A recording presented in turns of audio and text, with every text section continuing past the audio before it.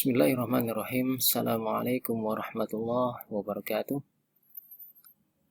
Alhamdulillah pada kesempatan kali ini kita dapat bertemu kembali dalam materi pelajaran akidah akhlak, yaitu mengenai syukur dan qanaah.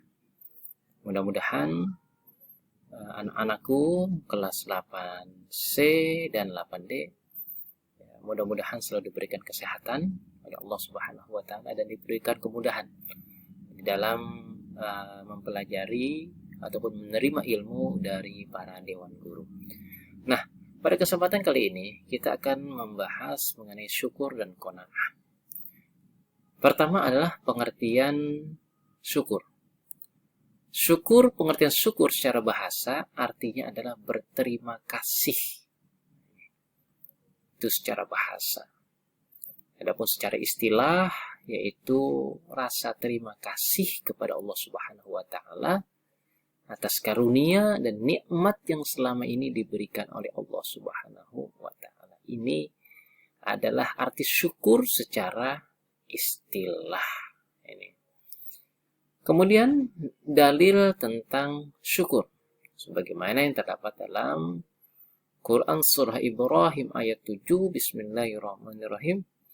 Wa idza adzana rabbukum la in syakartum la azidannakum wa la in kafartum inna adzabi lasyadid. Dan ingatlah juga tatkala Tuhanmu memaklumkan, sesungguhnya jika kamu bersyukur pasti kami akan menambah nikmat kepadamu. Ini janji Allah Subhanahu wa taala. Kalau kita mau bersyukur, maka Allah Subhanahu wa taala akan menambah nikmat yang Allah berikan kepadamu. Tapi sebaliknya, dan jika kamu mengingkari nikmatku, yaitu nikmat Allah, maka sesungguhnya azabku sangatlah pedih. Ini ancaman dari Allah Subhanahu wa taala. Makanya kita sebagai hambanya, sebagai makhluknya, ya, apapun yang diberikan oleh Allah Subhanahu wa taala, nikmat yang seperti apapun yang Allah berikan kepada kita, baik besar maupun kecil, tetap kita selalu bersyukur kepada Allah Subhanahu wa taala. Jadi jangan kita bersyukur tatkala kita mendapatkan rizki, keuntungan yang banyak. Tapi tatkala kita tidak mendapatkan keuntungan yang banyak alias kecil, Allah memberikan kepada kita sampai kita tidak mau bersyukur. Jadi nikmat apapun yang Allah berikan, besar maupun kecil, maka kewajiban kita sebagai makhluknya adalah untuk selalu bersyukur kepada Allah Subhanahu wa taala. Karena apa? Karena janji Allah, Allah akan menambahkan rizki yang telah Allah berikan kepada kita. Tapi sebaliknya kalau kita nggak mau bersyukur, hati-hati. Inna azabi lasyadid. Sesungguhnya azabku amatlah pedih. Ya. Kemudian dari lain dalam hadis Nabi dikatakan yang diriwayatkan oleh Imam Ahmad dan Imam Baihaqi, "Oman lam yashkurin nas lam yashkurillah." Barang siapa yang tidak bersyukur kepada manusia, berarti ia tidak bersyukur kepada Allah Subhanahu wa taala. Ini patokannya, kalau dia tidak mau bersyukur kepada manusia, maka sudah pasti dia tidak akan mau bersyukur kepada Allah Subhanahu wa taala. Nah, itu adalah dalil mengenai syukur. Kemudian pembagian bersyukur. Jadi menurut ulama bahwa syukur ini bisa dibagi menjadi tiga macam. Pertama, bersyukur dengan lisan. Ya, maksudnya yaitu mengakui segala kenikmatan yang telah diberikan oleh Allah Subhanahu wa taala kepada hamba-Nya. Mengakui. Jadi kalau Allah memberikan kenikmatan kepada hamba-Nya, besar maupun kecil, banyak maupun sedikit, maka minimal kita mengucapkan dengan lisan kita, alhamdulillah wa syukurillah. Nah, ini sebagai ucapan. Ya. Kita ucapkan, kita lantunkan dengan lisan kita. Ya, bersyukur dengan lisan. Ya. Alhamdulillah wa wasyukru lillah. Ya. Kemudian yang kedua, bersyukur dengan badan. Maksudnya yaitu bersikap selalu bersedia mengabdi kepada Allah Subhanahu wa taala. Ya. Bersyukur dengan badan. Ya.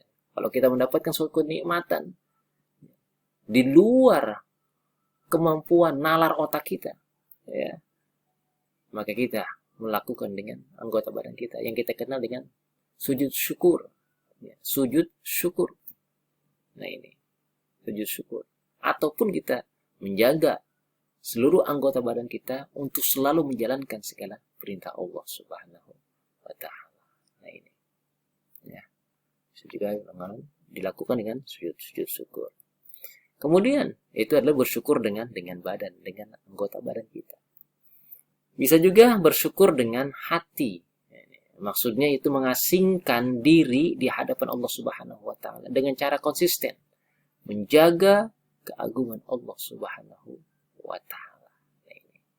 Inilah pembagian bersyukur, yaitu bersyukur terbagi menjadi 3. Bersyukur dengan lisan, bersyukur dengan badan, bersyukur dengan hati.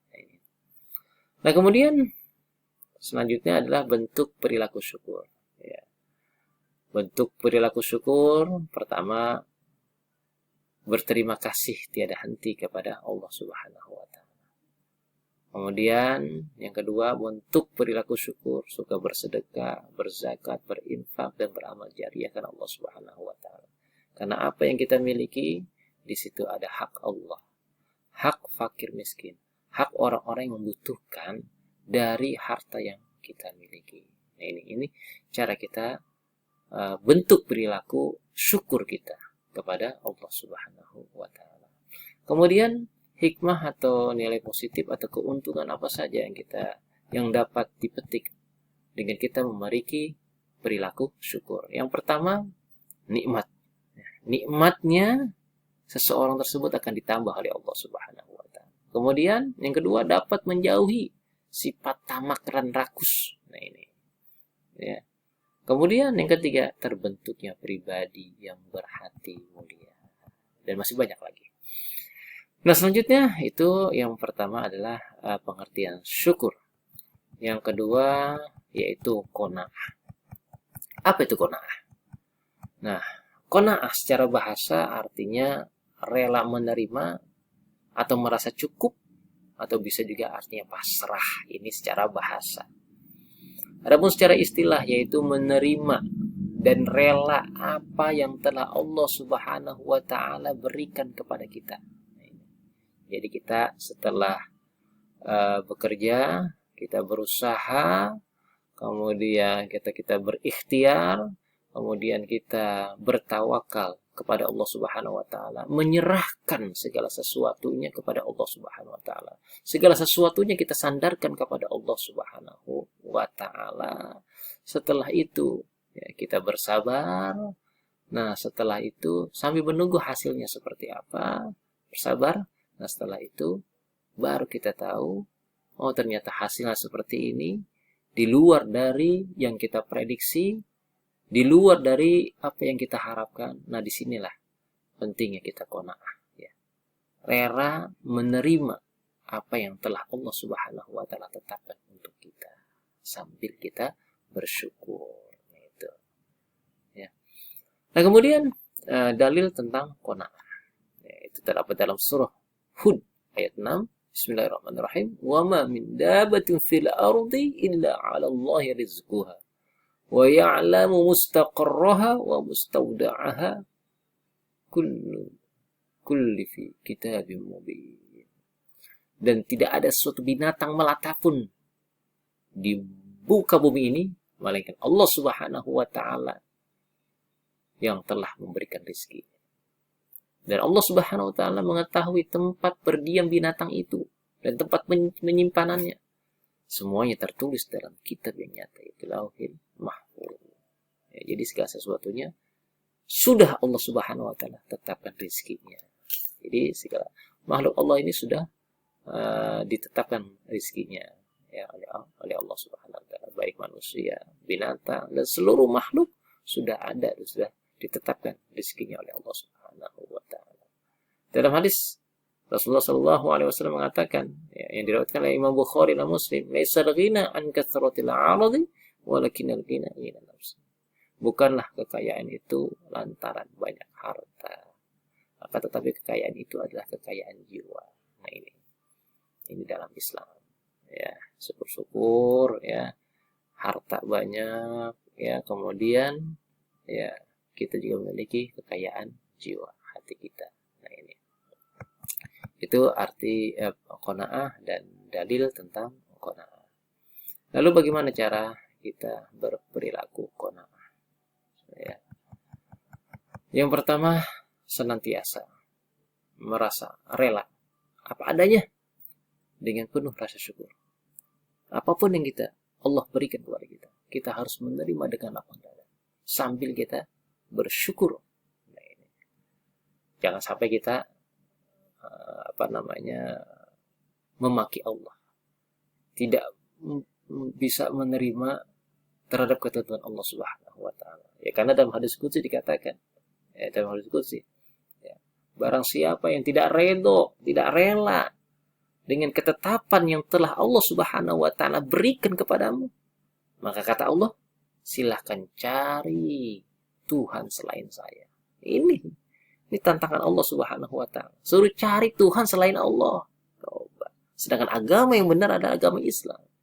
Tuhan yang paling benar adalah Allah Subhanahu wa taala. Jangan sampai kita tidak menerima terhadap ketentuan yang telah Allah Subhanahu wa taala berikan kepada umatnya, pada makhluknya. Kita harus menerima apa adanya sambil kita bersyukur. Yang kemudian cara berperilaku adalah merasa cukup terhadap apa yang diterimanya. Nah, ini masih banyak lagi.